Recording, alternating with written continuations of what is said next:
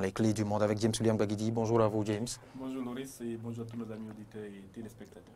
Alors, Rétropolitique internationale 2017 se poursuit et prendra fin demain. L'Amérique du trumpisme et des crises. La cession au pouvoir de Donald Trump aux États-Unis aura sans doute été l'événement le plus marquant sur le continent américain entre la fin de 2016 et début 2017, bien évidemment. Alors, la gouvernance de Donald Trump sera donc au menu de ce numéro de votre chronique Les clés du monde, mais pas tout. Pas seulement ça. Alors,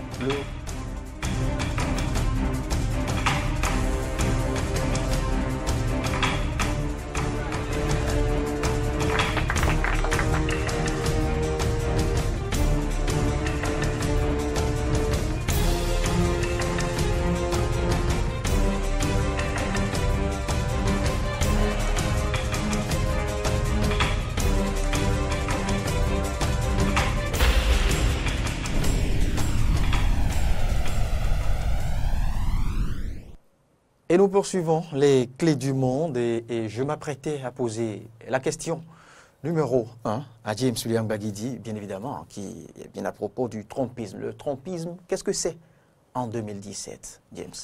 Merci Loris Frédéric Davoy et à nouveau bonjour à nos amis auditeurs et à tous les téléspectateurs. Quand vous parlez de trumpisme, vous faites allusion à la gouvernance de Donald Trump, devenu président des États-Unis, élu en novembre 2016 et investi officiellement en janvier 2017. Et donc, depuis son accession au pouvoir, les États-Unis et le monde entier d'ailleurs a vu la patte de l'homme. L'un des premiers actes qu'il aura posé, c'était déjà en février 2017, de retirer les États-Unis de l'accord transpacifique. C'est un accord qui lie les États-Unis avec d'autres pays dans un marché commun très important. Les États-Unis d'Amérique, selon Donald Trump, ne bénéficient pas véritablement de participation à cet accord. Donc, ça a été l'un des premiers actes de Donald Trump. Il prend un décret, on va le voir sur des images. C'est un homme qui aime particulièrement se faire filmer en signant ce décret avec sa signature gigantesque. Donc, voilà, encore, ça c'était la reconnaissance de Jérusalem comme capitale de l'État d'Israël. Ça fait partie donc des éléments qui ont marqué cette année 2017. Donald Trump, donc le signataire donc de multiples accords, il retire donc les États-Unis de l'accord de partenariat transpacifique. C'était en janvier déjà, quelques jours seulement après son accession au pouvoir en février. Il n'aura pas fait grand-chose sinon que la crise relative à la participation ou en tout cas à l'implication de la Russie dans l'élection de Donald Trump, dans les élections qui ont porté au pouvoir Donald Trump va commencer à apparaître et Donald Trump va à un moment donné finir par limoger le responsable de la CIA pour semble-t-il, museler l'affaire, mais la justice américaine n'a pas encore dit son dernier mot. De toute façon, le président Donald Trump va tenter également d'abroger l'Obamacare. Vous savez, ce système d'assurance maladie pour plusieurs centaines, plusieurs milliers même d'Américains, pratiquement 30 millions d'Américains en bénéficient.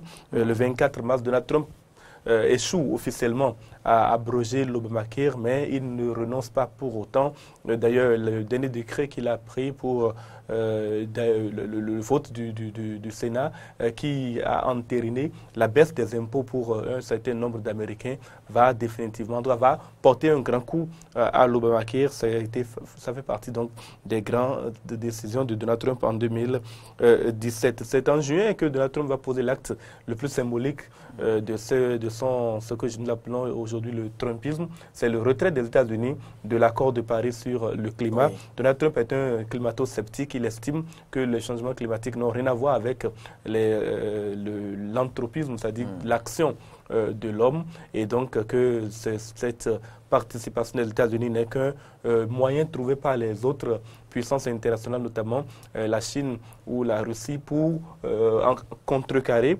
l'évolution des États-Unis, le développement des États-Unis et leur réclamer, leur revendiquer, leur reprendre la première place mondiale. On aura également vu Donald Trump dans une rivalité extraordinaire, hein, je dirais même de nature pratiquement incroyable avec le président de la Corée du Nord, Kim Jong-un, que nous venons de voir à l'écran.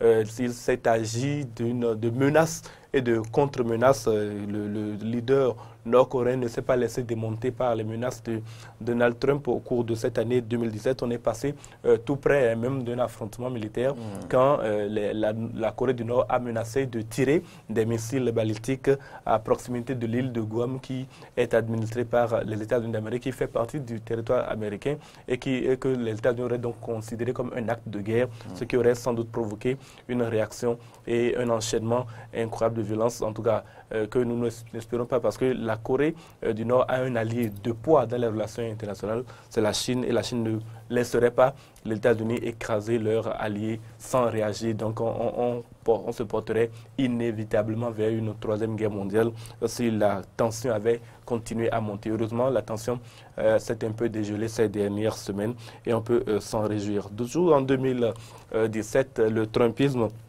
va laisser se dérouler aux États-Unis plusieurs actes totalement, je dis, ce n'est pas forcément le gouvernement qui les a fomentés ou commandités, mais les fusillades nombreuses qui se sont déroulées, l'attentat des suprémacistes blancs contre des manifestations de Noirs, etc. On a vu des fusillades de terroristes également sur le continent américain.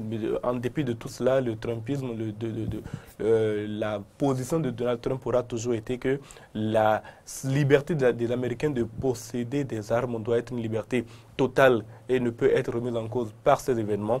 C'est une conséquence peut-être de ce Trumpisme, de cette politique de Donald Trump, et cela lui a permis de gagner les élections d'ailleurs en 2016 contre Hillary Clinton qui prônait à la suite de Barack Obama une réglementation des armements. On finira en décembre 2017 par un autre acte fortement symbolique, c'est la reconnaissance de l'État d'Israël, de la capitale de l'État d'Israël comme Jérusalem, en tout cas de Jérusalem comme capitale de l'État d'Israël, pour dire les choses correctement. Donald Trump aura ainsi marqué une année 2017 au cours de laquelle chaque acte qu'il a posé aurait pu être une cause de déclenchement de crise entre son pays et les autres. Mais heureusement, en tout cas pour le moment, les grandes puissances cette décision inhérente au Jérusalem qui continue encore de nourrir les analyses et commentaires sur différentes chaînes. Bien sûr, et qui continue également de nourrir la colère des Palestiniens et des peuples arabes. Alors, on reste toujours sur le continent, mais on quitte les États-Unis, James, on passe maintenant au Brésil, où l'ancien président et celle qui lui a succédé ont eu maille à pâtir avec la justice. Oui, Luiz Inácio Lula da Silva, c'est de lui que vous parlez, et de l'autre, c'est Dilma Rousseff, ont effectivement eu maille à pâtir avec la justice, et même leur successeur, Michel Temer, qui est actuel président du Brésil également, a eu ses déboires avec la justice brésilienne qui a décidé d'enquêter sur les différents scandales qui se sont déroulés, notamment le plus grand scandale de l'histoire du pays qu'on a appelé le scandale Petrobras, dans lequel on a même retrouvé des noms de Béninois, vous vous souvenez. La presse béninoise s'en est fait l'écho.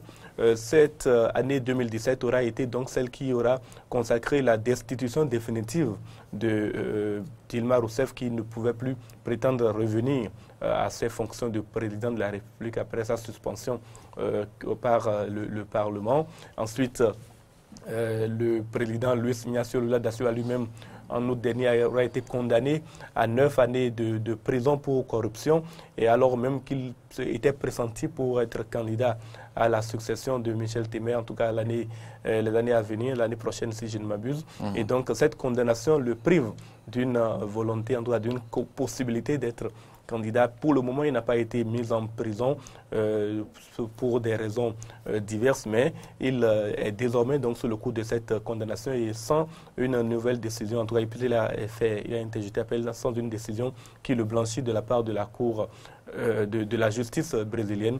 Il y a des chances que Luiz Inácio Lula da Silva ait ainsi fini sa carrière politique et finisse également en tout cas par se retrouver entre les quatre murs d'une prison. Le Brésil également a été l'objet d'un certain nombre de contestations dans la rue, puisque le président Michel Temer, qui a succédé à Dilma Rousseff, n'a pas été élu par la population. Il bénéficie donc la Constitution qui lui permet donc d'exercer le pouvoir à la suite de Dilma Rousseff destituée. Et donc, une partie de la population s'est retrouvée dans les rues pour contester sa légitimité. Et on attendra les élections prochaines pour savoir si Michel Temer demeure président du Brésil. En tout cas, voilà un peu la situation que le pays a connue en cette année 2017. Enfin, pas si loin que ça. Au Venezuela, maintenant, la crise post-Chavez a été ardue, plus ardue que jamais du Brésil.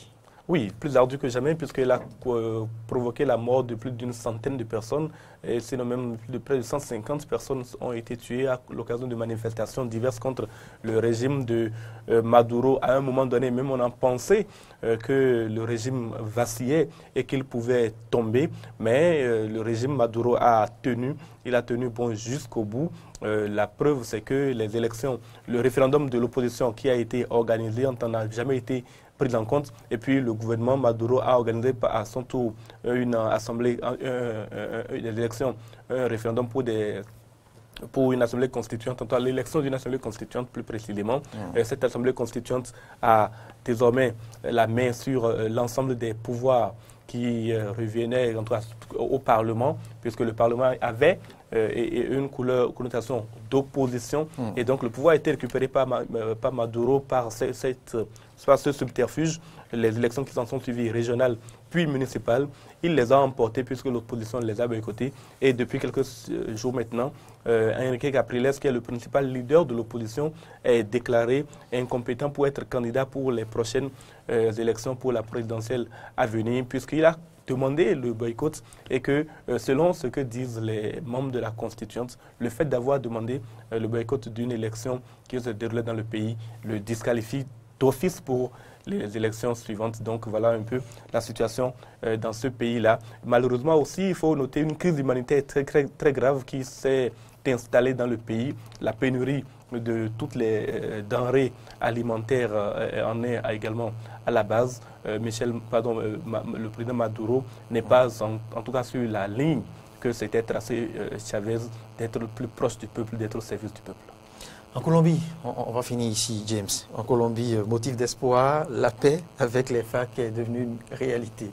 Oui, la paix avec les FARC est devenue une réalité. La preuve, c'est que l'accord de paix qui a été signé par les FARC et le gouvernement du président, son nom m'échappe, a été entériné par le pape François en personne, puisqu'il s'est rendu dans le pays pour pouvoir permettre à cette population très chrétienne, très catholique de soutenir cet accord de paix. Et puis un processus similaire s'est enclenché avec l'ELN, le dernier mouvement de guérilla du pays. Voici donc la signature de cet accord de paix qui a eu lieu à Cuba sous la supervision du président Raúl Castro.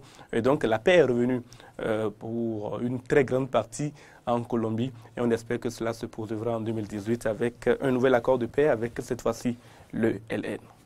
Ce serait quand même pas tout pour ce continent américain. On va devoir y revenir demain pour conclure, je dirais, ce tour de la rétrospective politique internationale 2017, l'Amérique du trumpisme et des crises. C'était là le menu de votre chronique Les clés du monde avec vous, James William Gbagidi. Merci. C'est moi qui vous remercie et merci à tous les amis téléspectateurs et auditeurs pour leur attention au cours de cette année 2017. On finira demain avec l'Asie.